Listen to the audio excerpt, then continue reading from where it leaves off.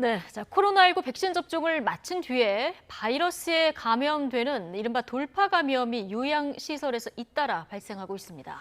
네, 시설 특성상 감염에 취약한 환자들이 많아서 방역 당국의 우려가 큰데요. 현장 나가 있는 취재기자 통해서 자세히 들어보겠습니다. 김철희 기자.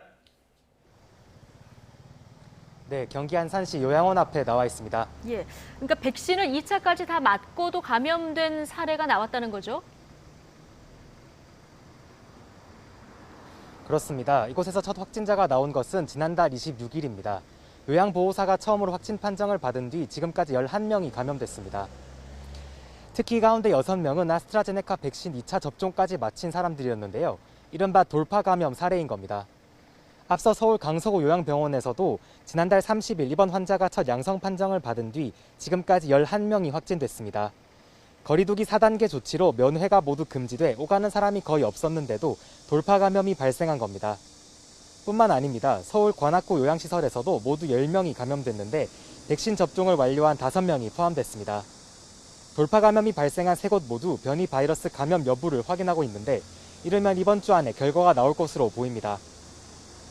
요양시설에서 돌파 감염이 잇따르자 방역당국은 백신 접종을 완료한 이들에게 한 번 더 접종을 시행하는 부스터샷 가능성을 언급하기도 했습니다. 이 밖에 다른 수도권 지역에서도 집단 감염이 이어지고 있죠.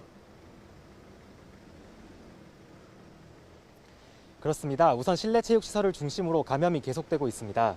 경기도는 양주시 헬스장에서 출발한 집단 감염 규모가 106명까지 늘어났다고 밝혔는데요. 밀폐된 공간에서 에어컨을 트는 등 환기가 잘 되지 않아 감염이 확산한 것으로 보입니다. 서울 강남구 실내체육시설에서도 지금까지 47명이 감염됐습니다. 운동 후 이용했던 공용 공간에서 마스크 착용이 미흡하다 보니 감염이 확산한 것으로 보입니다.